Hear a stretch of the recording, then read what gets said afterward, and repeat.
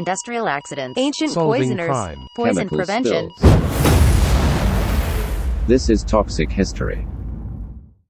Dr. Jason Dietz obtained his medical degree from Ireland, and with a background in internal medicine, he practiced as a hospitalist for 3 years before returning to study toxicology in New York City.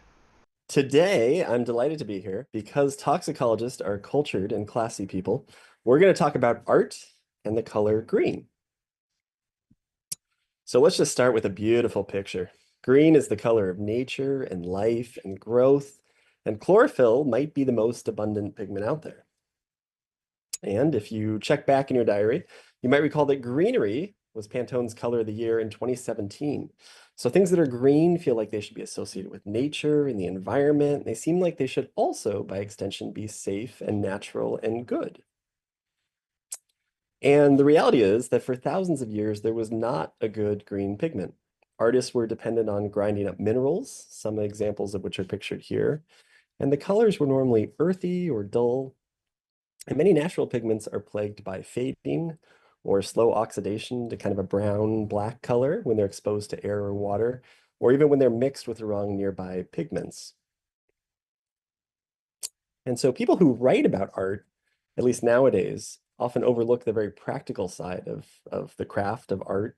Any work of art is determined first and foremost by the materials available to the artist. So this required proximity to either mines for some of these things or a port city with good trade, or depending on how rare and unusual the metal or the compound was, a lot of money. So outcome was dependent on the artist's ability to manipulate these materials, and how finely the minerals were ground prior to immersion with oil could have a significant impact on the color. And you see that with the malachite there, fine, medium, and coarse, it really does look very different.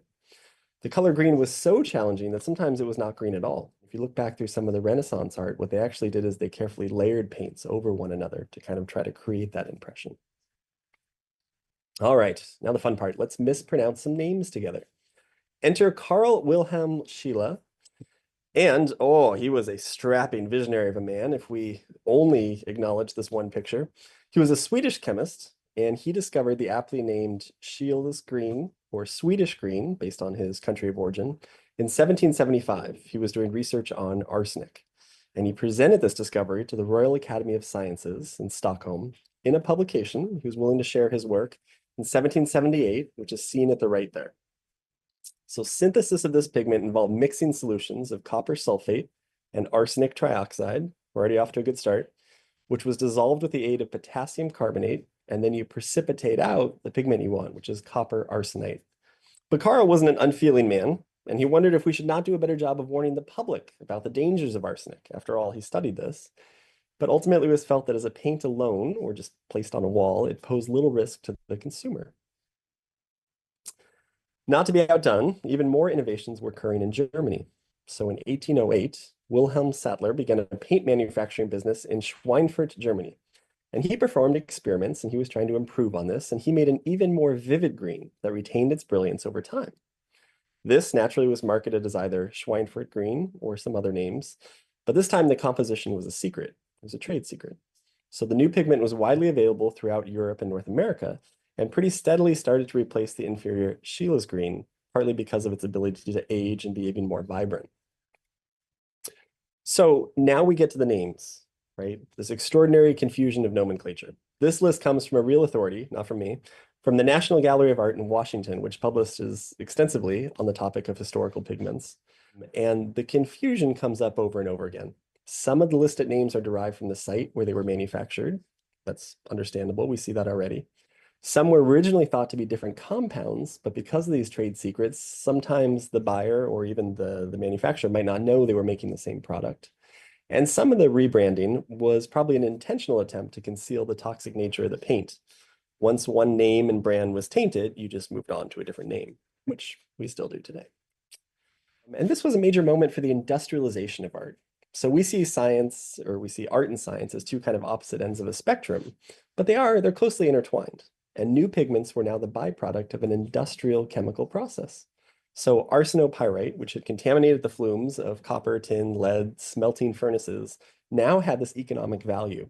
And indeed, many of the world's major chemical companies BASF, Ciba, even Bayer back in the day began as manufacturers of synthetic dyes, even if not specifically green. And enter the Impressionists and their descendants, so Van Gogh, Matisse, Gauguin, Kandinsky, who embraced these new colors and the world that chemistry was offering up to them. And we see the examples that we've already talked about as kind of a large part of their new palette. And so colors could now enhance or distort the world around you. You see this, some of these images have amazing quantities of green. It takes time to load because they're so high resolution and beautiful. We have Van Gogh in his self-portrait. The whole base there, when they really look at it, is Paris green. And then this image shows that although we talk about these pigments as though they're a static entity, you can walk into a museum and you can see that pigment. Obviously, artists are continually mixing them. So the incredible value of some of these works, the monetary value, has helped to propel the research with electron microscopy or X-ray diffraction or other resource-intensive investigations that continue to bring new scientific understanding.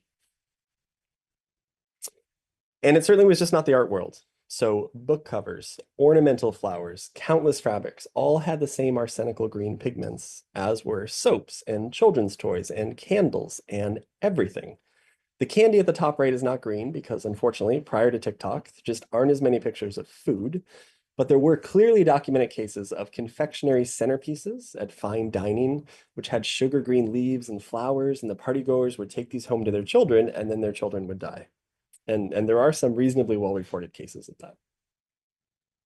And there, lurking in the background in all these rooms as we focus on everything else, was also an incredible amount of arsenic on the walls. So the 19th century was a very exciting time, both in the technical and the style development of wallpaper. There was also a transition from this carved block printing and the hand finishing, really labor-intensive work of individual sheets to the far more efficient roller processes seen here. And London was, for a long time, the center of the industry. British production increased to 32 million rolls back in 1874. But mechanization also meant that adult skilled workers, needed in part for their strength, could now be replaced by children with significant financial savings. So who was getting exposed in these factories? William Morris, the name listed down at the bottom here, was really the kingpin of the wallpaper world. He was a supporter of the arts and crafts movement and an advocate for traditional pigments, traditional dyes. And these really are some of the examples of wallpaper from that era. Not surprisingly, he also had shares in the Devonshire Great Consolidated Mining Company, which was a copper mine on the decline, but poised to make great returns on the sale of arsenic, what was previously always thought of as a byproduct. And these wallpapers became the backdrop for daily life throughout Europe. But arsenic remained an element in kind of two worlds. It was a common tonic for health. People were still using it in Fowler's solution and all these other things that we've talked about in other venues, but it was a known poison. And so this cartoon really highlights that this wasn't lost on people. This is my appearance after a good dose of arsenic taken medicinally, with the death lurking around the corner. And in fact, some of the same catalogs that marketed Paris green as a pigment for the artist offered the identical product as an insecticide, which it was fairly effective at. So there's even reports that it was used to kill rats in Parisian sewers, which is, at least mythically, part of the reason why it's claimed to have the name Paris green sometimes. But it wasn't all bad. So tenants often delight in the association between wallpaper and a reduced incidence of bed bugs. So silver linings all around. But nothing good lasts forever. So Bavaria banned the manufacture or sale of arsenical wallpapers in 1845. They were pretty quick on the draw. However, it remained unregulated in the US, the Netherlands, Greece, Italy, Belgium, so many other European countries for decades to come. And whether ultimately goaded by scientists or the public, or maybe even their own conscience, they did come to embrace the virtues of arsenic-free paper. You can see the highlighting there from their advertisement. This is free from arsenic. Okay, so we know about wallpaper of the era. Now we get to our dear, humble, lowly protagonist, Napoleon Bonaparte, and his most unrelenting of enemies, wallpaper. So, home, here's where it all started off. And when he proved after his first exile that he still had a penchant for starting wars, the ship sailed a little further afield to the island of St. Helena in the Atlantic Ocean. And that is our backdrop. So on that island is Longwood House, This would be Napoleon's less than palatial final residence and the place where he would ultimately die on May 5th, 1821. So again, we're going a little farther back, kind of very much in that era of the wallpaper. He was 51 years old. And as with any good historical figure, there's plenty of competing hypotheses, or we can call them conspiracy theories, whatever your flavor, regarding his death. And he certainly did nothing to help this. To anyone who would listen, and also in his last will and testament, he wrote, "I died before my time, murdered by the English oligarchy and its hired assassin," which is, I mean, just great. I so look forward to putting that in my own will. But one of the enduring theories, spread even faster by the internet, is that he died from arsenic poisoning from this wallpaper. And so we need some data. How, you ask, could we possibly know what wallpaper was in that room in 1821? Well, the answer may or may not surprise you if you're from New York City. It relies on the fact that tourists are incredibly destructive human beings. And sure enough, a visitor to the site, very soon after his death, tore a piece of wallpaper from the wall and pasted it into a scrapbook, which they brought back to the UK. And that happened in either May or June of 1825. And so years later, kind of just by circumstance, there was a radio interview talking about Napoleon, the possible causes of his death, and possibly wallpaper would be helpful. And the family that had this scrapbook realized that the artifact might be of scientific interest, and they brought it to the attention of the researchers. Pictures of the room from Napoleon's time were able to confirm that the swatch had the correct pattern. So we really have the actual wallpaper. It also showed that the wallpaper was installed in 1819, so it couldn't have contributed to his arsenic, at least not that particular wallpaper, before that date. The wallpaper was known to contain Sheila's green, which ironically Napoleon himself probably selected. And direct testing of the sample, which was published in a number of scientific papers now, averaged 120 milligrams of arsenic per square meter. And then if you look kind of at the rosette within that picture, up to 1,500 milligrams per square meter in those specific areas. So to support this cause of death, countless research papers have poured over the heavy metal results of Napoleon's hair. We see this in toxicology time and again. And an astounding number of individuals, many with quite plausible stories of how they came to get it, came forward to share their hidden treasures in the form of his hair samples. It seems like everyone had a piece of Napoleon's hair. And as we learned in other tox history presentations right here, callback, excellent, the presence of arsenic on the hair is far from a conclusory finding, and there are many other ways, some of them even medical, that Napoleon could have received arsenic. So the only tie-in we really have is we have these objective arsenic findings, at least on the hair. But if you believe the theory, the hard part is connecting the dots between all the arsenic on the wall and the human poisoning. Was it just falling off the wall and people were eating it? And there have been cases of that. It wasn't until 1893, still quite a long time ago, that a more plausible mechanism was directly investigated. So on damp wallpaper, which people were often layering one right over the other, and it was retaining moisture, and they were using flour-based paste, all these molds were growing, some of them that you couldn't even see behind the paper. And these molds can then metabolize arsenic compounds into the more volatile form, arsenic trimethyl, the toxicity of which probably has been a little bit overstated, but it is at least a plausible mechanism.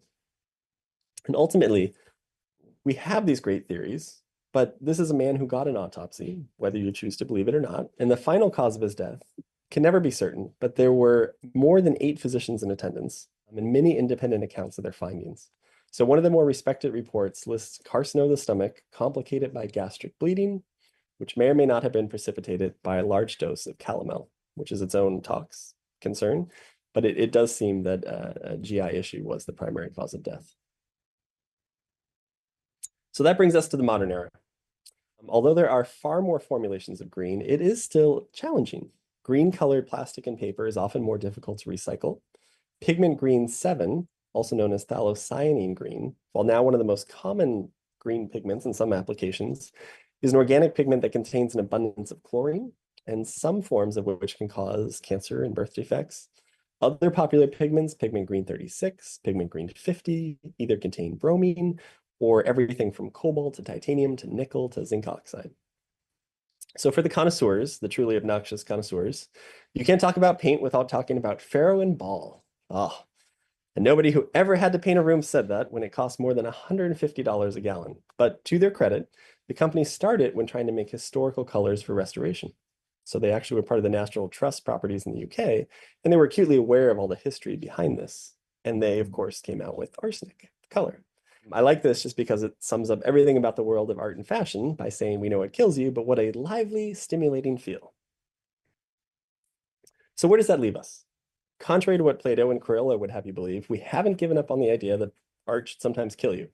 But when we think about occupations and risks, at least now for our jobs going forward, art probably doesn't rise to the top of that list. This is just one text now in multiple editions. There's many others that focus on not just the artist being aware of kind of their own risks, but also for the toxicologist, being aware of what are other people doing, especially for someone like myself with very little of an art background.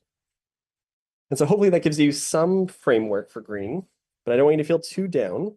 Just when you really want to give up on green, you see this wonderful, seductive picture of Kermit the Frog. You look into those eyes and you think maybe it's all going to be okay.